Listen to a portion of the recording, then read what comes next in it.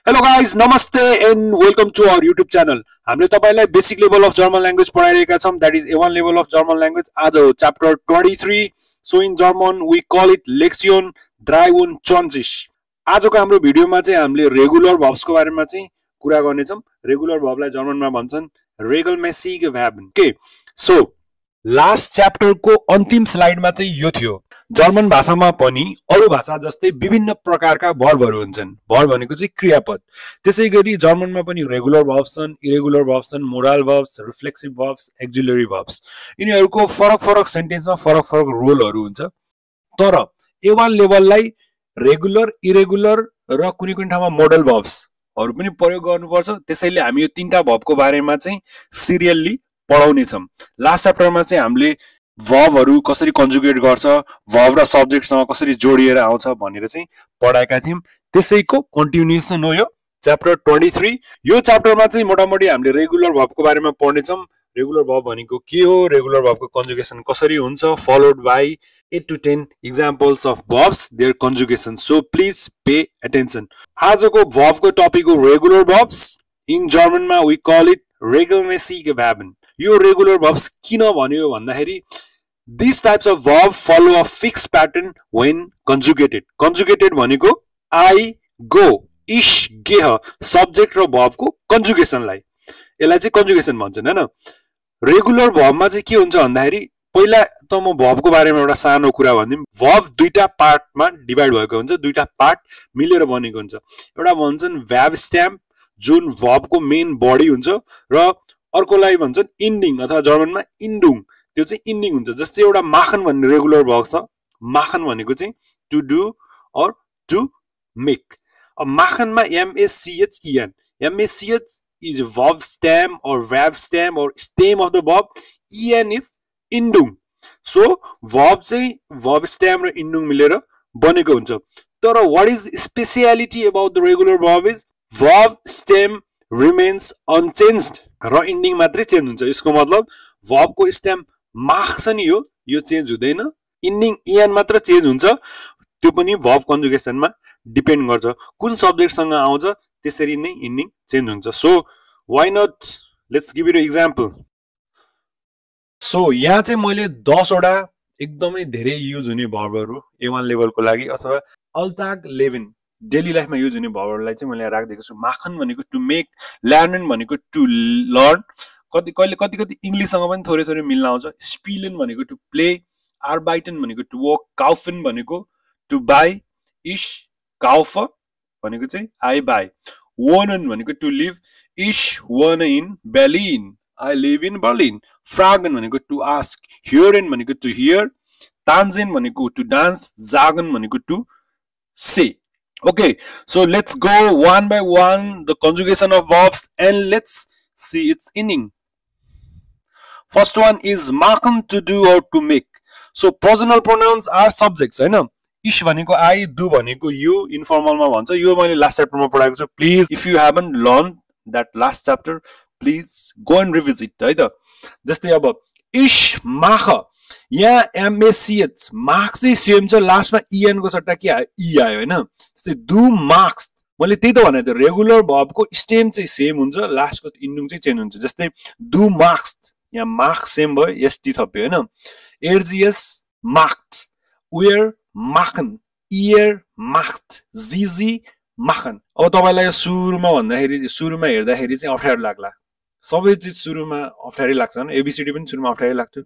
But the time is the greatest medicine.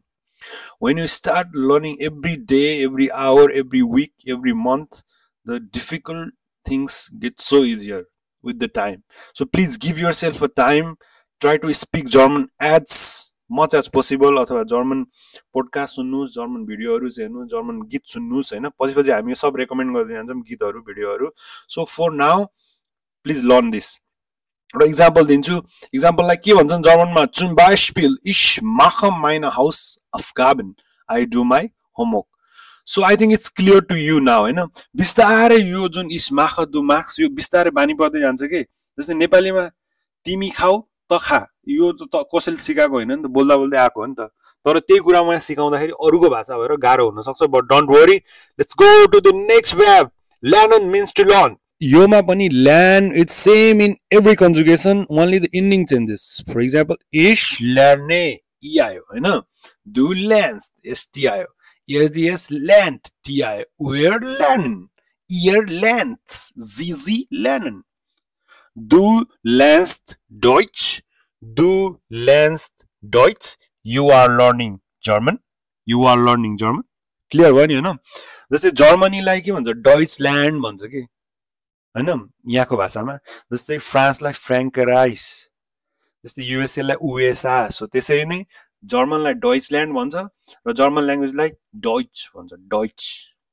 So let's go to the next verb, that is spielen. Spielen means to play. यहाँ पनि spiel सबैमा same छ, लास्टमा थपेको छ है. रेगुलर भर्बको एउटा के भयो, क्यारेक्टरिस्टिक्स हो नि त. Ich spiele. Ich spiele Fußball. I play football. Du spielst. Spielt. Wir spielen. Wir spielen cricket. Wir spielen Fußball. Ihr spielt. Sie spielen. अब यहाँ इक्जाम्पल नि त्यही दिएको छु मैले. Wir spielen Fußball. We play football. So why not? Let's go to the next verb. Now I think things are getting little bit easier for you, किनकि त्यही repeat भइरहेछ नि त हैन. Ich arbeite. Du arbeitest. Is arbeitet. Wir arbeiten. Ihr arbeitet. Sie arbeiten. So, why not? Let's give you an example. Sie arbeitet in einem Büro. यो जी भनेको माथिको जी हो है, थर्ड रोको जी. She works in office. मैले यो तीनटा जी को difference I have been saying this in every chapter. अहिले भन्यो भने त तपाई बोर हुनुहुन्छ होला कति यही भनिरहेको भनेर हैन. Next verb is kaufen, to buy. Ich kaufe. Du kaufst. Kauft. Wir kaufen. Ihr kauft. Sie kaufen. Ich kaufe ein Auto. Ich kaufe ein Auto. I buy a car. Next one is wohnen, means to live. Ich wohne in Kathmandu. Ich wohne in Nepal. Ich wohne in Berlin. Wir wohnen in Berlin. These are the examples. Ich wohne. Du wohnst. Wohnt. Wir wohnen. Ihr wohnt. Sie wohnen. So these are the different types of verb conjugation that differs as per the personal pronoun we use. What are personal pronouns? They are subjects. Let's go to the next verb, that is fragen, means to ask.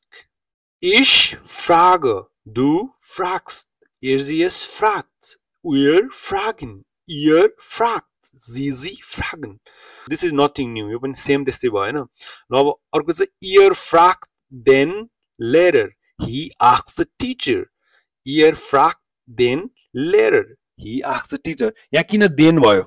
Please write in the comment section below. The verb number 8 is hören, means to hear or to listen. Here ich höre. यो ओ को माथि दुईटा के हो, umlaut हो है, यसको pronunciation हल्का चेन्ज हुन्छ. Ich höre. Du hörst. Hört. Wir hören. Ihr hört. Sie hören. Ich höre Musik. I listen to music. I listen to music. Here it's also some way we can relate to English. Hören पनि. So let's go to verb number 9. Tanzen, to dance. I think everybody loves dancing. हामीलाई आउँछ आउँदैन आफ्नो आउँछ, तर we love dancing हैन. त्यही भएर डान्सलाई के भन्छन्? Tanzen. Ich tanze. Du tanzt. Tanzt. Wir tanzen. Ihr tanzt. Sie tanzen. So why not? Let's give you the example. Sie dances very well. Sie tanzt sehr gut. Sie tanzt sehr gut. Let's go to the last verb, that is sagen भनेको to say. Ich sage. Du sagst. Sagt. Wir sagen. Ihr sagt. Sie sagen.